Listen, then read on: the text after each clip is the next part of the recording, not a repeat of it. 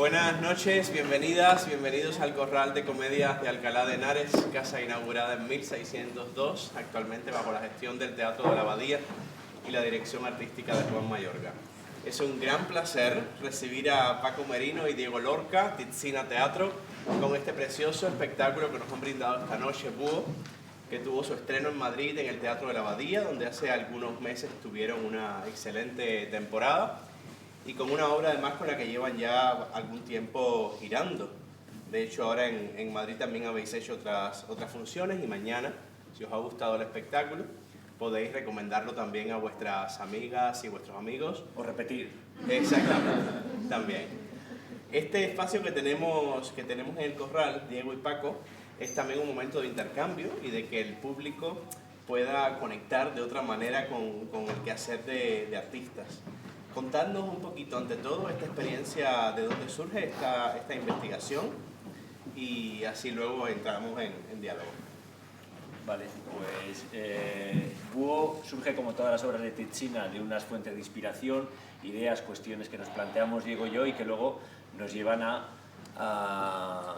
viajar, a encontrarnos con gente que tiene relación con las temáticas que hemos elegido. En este caso, las dos fuentes de inspiración fuertes fueron la memoria como núcleo de nuestra identidad, como pilar de nuestra propia identidad, como nuestros recuerdos conforman la persona que somos, y en su defecto pues está la amnesia, y entonces entramos en contacto con un instituto que se llama Instituto Guttmann, que se nombra en la obra, que tiene dos hospitales, dos centros en Barcelona, uno en Barcelona y otro en Badalona, y que entre muchas cosas trabaja con gente que sufre amnesias medias, leves, severas, pues relacionadas con ictus, accidentes cerebrovasculares, traumatismos que les provocan pues estas amnesias y esta dificultad para recordar.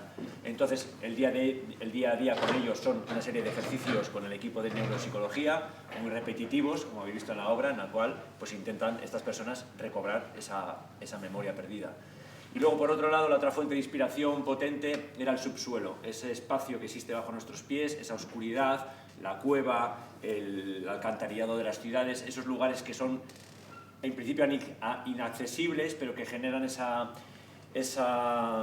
curiosidad, al mismo tiempo ese miedo, y que está tan cerca de nosotros y que muchas veces tiene que ver con nosotros mismos también. Entonces, dentro de esa investigación estuvimos en contacto hay un equipo de gente joven que se llaman Urban Explorers, que podéis buscar en internet, que se dedican de forma ilegal a meterse por el alcantarillado de Madrid, Barcelona, París, etc. Os recomendamos que lo hagáis ilegalmente, todo lo que queráis. Y les acompañamos pues por Madrid, precisamente, y por Barcelona. Y luego, por otro lado, estaban los Mossos de Escuadra en Barcelona, que no sabían que estábamos haciendo eso, pero que de forma legal... Que vinieron al estreno unos y otros. Exactamente, pero no sabían que estábamos... Y ellos, de forma legal, pues nos llevaron durante varios días por Barcelona a mostrarnos su trabajo, y también nos acompañaron en una serie de ejercicios que suelen hacer en cuevas, de orientación, etc. Y por otro lado, por la parte que habéis visto también en la obra, tuvimos la suerte de entrar en contacto con el conservador de las cuevas de Puente Viesgo, que son no son tan conocidas como las de Altamira, están en el Cantábrico, pero tienen igual importancia, y acceder a lugares que no son visitables para los turistas, sino que es para los antropólogos, ¿no? Entonces, tener la suerte de encontrarnos con pinturas rupestres de hace 20.000, 30.000 años en nuestra cara, y con el discurso que nos manifestaba esta persona, ¿no? El conservador. Y por último, y ya como para cerrar el punto de oscuridad, pues para vivir la experiencia fuimos con un espeleólogo en el Cantábrico también, y pernoctamos en una cueva. Entramos a las 11 de la mañana por una sima, andamos durante 8 o 10 horas y dormimos allí, y salimos a las 11 de la mañana del día siguiente para percibir esta oscuridad total, esta desorientación, esto que luego Diego en la dramaturgia casa muy bien, que es esa sensación que tiene alguien que tiene una amnesia, como alguien, para nosotros era muy importante esa sensación de oscuridad donde uno no recuerda, hay un vacío, y ese vacío está representado por esa oscuridad de la cueva, del alcantarillado. El espectáculo tiene un componente visual muy importante, y tenéis un equipo técnico que me gustaría también que lo comentarais y lo mencionarais también, porque realmente es una experiencia muy emocionante a nivel visual, muy atractiva. La videografía, la iluminación, la forma en que los elementos escenográficos se combinan y se redistribuyen todo el tiempo en escena. Contándonos un poco cómo se va llegando a esa definición escénica del espectáculo. Bueno, pues nuestro proceso, al final la clave es el tiempo, cocción a fuego lento. Nosotros nacemos como compañía hace 24 años y siempre con la misma idea, ¿no? Dedicar un largo tiempo a ese contacto, en primera instancia en lugares, pero luego a darnos el tiempo de transformar eso en una ficción y encontrar lenguajes y forma escénica que nos parezca suficientemente potente para devolver pues esa experiencia que nosotros hemos vivido durante muchos meses. Tenemos que entender que nuestros periodos duran más o menos alrededor de 2 años, desde la idea hasta que se va buscando, documentando, contacto con la gente a nivel de producción, transformarlo en dramaturgia. Y entonces el lenguaje en sí, nosotros, Paco y yo, nos conocimos en Lecoq hace 26 años, ¿no? Por ahí, ¿te acuerdas, cariño? Sí, sí, sí. Venden los libros de Lecoq en la puerta, he visto, aquí en el Corral de Comedia. Y allí como que conectamos, él venía de Cantabria precisamente, yo de Sardañola, de Barcelona, y entendimos que nuestra forma, si había alguna, era crear un teatro que trascendiera más allá del entretenimiento puro y duro, y que nos exigía al mismo tiempo pues probar un camino único, un sello personal, sin ser pretenciosos, simplemente desde el punto de vista de estar conformes de lo que hacíamos. Estrenamos Folie à Deux con esa idea, era un espectáculo que hablaba de la psiquiatría, de la enajenación, y ahí los lenguajes iban más propios al trabajo escénico, utilizando esa observación y transformándola en tramas individuales de 4 principales personajes, y mostrábamos ese universo del día a día y esa transposición de lo cotidiano a lo teatral y lo universal. Ese siempre nos ha interesado. Luego vino Entrañas, que era el tema de la guerra, y de la misma forma estuvimos hablando con nuestros abuelos, bueno, unos abuelos particularmente, no, en los asilos, en Estados Unidos, en la antigua Yugoslavia, para intentar también plasmar esa realidad y luego distanciarnos y encontrar lenguajes diferentes. Luego vino Éxito, luego Distancia 7 minutos, muchos de ellos han estado aquí, y siempre con esa idea de intentar encontrar más allá de la palabra otros lenguajes y otros universos. Y aquí, cuando surgió lo de la oscuridad, empezamos a documentarnos por ese viaje de estos casi 24 años y volver a esa esencia de lo que sentíamos, era otra vez volver a ese lenguaje teatral, más de teatro físico, más de lo visual. Cuando entrabas en las cuevas y te das cuenta que ahí habían plasmado una huella, como dice el texto, pero que también conserva la puesta en escena del arte que hemos heredado en esa memoria colectiva, esa huella de la memoria colectiva, pues vimos claramente que teníamos que utilizar eso. Entonces, es verdad que hace muchos años habíamos hecho muchos laboratorios de investigación cuando empezó todo esto del teatro documental, de la videoproyección, donde se extremaban las líneas de los lenguajes escénicos, y haría como 16, 17 años, ¿no?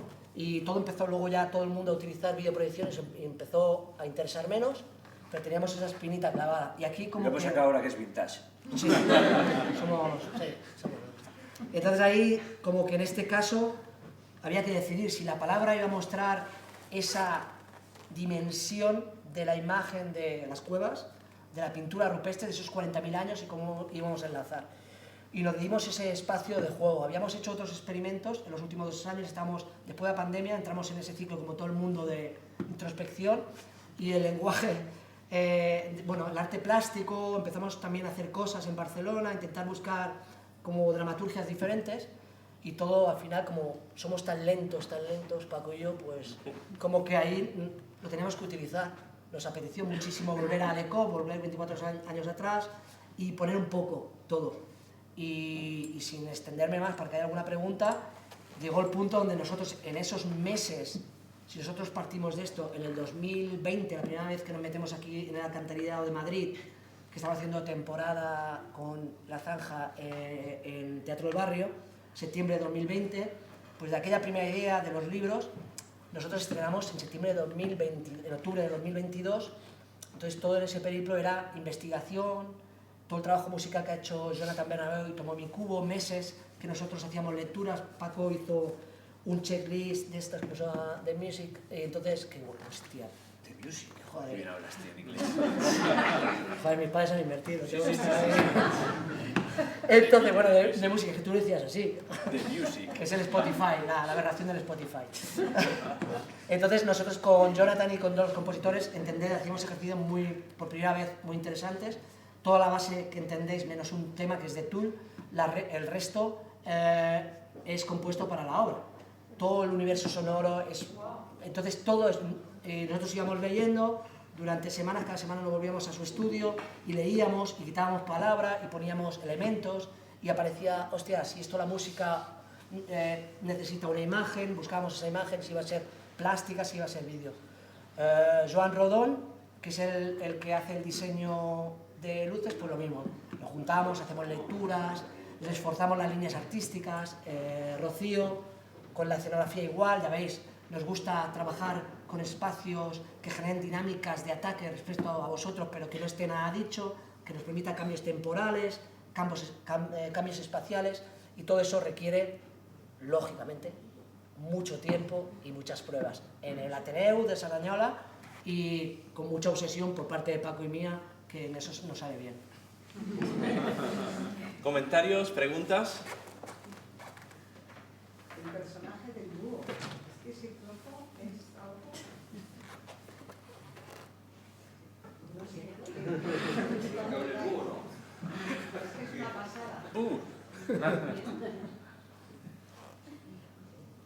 Porque es una lección más de lenguaje. ¿Pero cuál es la pregunta? ¿Que por qué aparece el búho? Sí, bueno, el búho aparece al principio, dices que no es, que luego esa escena es que es muy fuerte. Siempre devolvemos la pregunta, ¿eh? Es verdad que es un personaje enigmático y a veces como no está en un plano realista, la gente se pregunta, pero... Memorias de África. Entonces siempre le lanzamos la misma pregunta, ¿qué significa, o sea, qué significado tiene el búho? ¿No? Para vosotros, ¿qué es? ¿Qué es como animal? ¿Por qué es un búho y no es una gallina, un murciélago o un oso hormiguero? Porque está en la noche, en la oscuridad. ¿Por? Porque está en la oscuridad. ¿Qué más? Hay un montón de cosas, ¿eh? Sabiduría. Vale. Bueno, hay muchos planos de ataque, ¿no? A nivel mitológico, a nivel biológico también, como habéis dicho, que se mueve la oscuridad, esa capacidad de ver con tanta claridad y luego le molesta tanto la luz. Esa también significado mitológico con la sabiduría. Si os fijáis también, el búho es el único ave que tiene los ojos de frente, con lo cual para el ser humano tiene mucha conexión, porque somos así de egocéntricos, ¿no? Porque no tiene los ojos laterales, los tiene de frente, entonces hay una conexión muy humana con ese ave. Y eso que no es la más inteligente, la más avispada de todas las aves, pero como tiene esos ojos de frente, tenemos esa conexión con el ave y le damos ese carácter de sabiduría, etc. Y a nivel de dramaturgia, también como estrategia inicial, pues cuando se busca en fuentes, también pienso que es importante cómo buscar, si dices el tema de oscuridad y pues automáticamente más allá del ser humano, cómo la vivimos, cómo se explicaría la oscuridad en otros ámbitos. En Distancia 7 minutos, otra obra que también pasó por aquí, por ejemplo, esos universos a nivel de dramaturgia que trabajan en paralelo con la obra. También me gusta esa idea de que no solo se habla de lo clínico, de lo humano, sino que hay algo ahí que está viajando, que va más allá de la explicación y las consecuencias sobre el ser humano, que conectan, lógicamente, ¿no? Por comparación, por todo esto que habéis hablado. Y luego a nivel de escénico, lo que decíamos, esa búsqueda de decir, a nivel de escritura, sí, que había buscado toda la documentación del animal, todo mitológico, etc., adaptación, como símbolo, como conductor hacia esa protección sobre Pablo, toda esa era mi paranoia, pero en la acotación puse, Pablo aparece en la cueva seguido por el búho, y claro, luego escénicamente eso le dices al director, ahora solucionalo,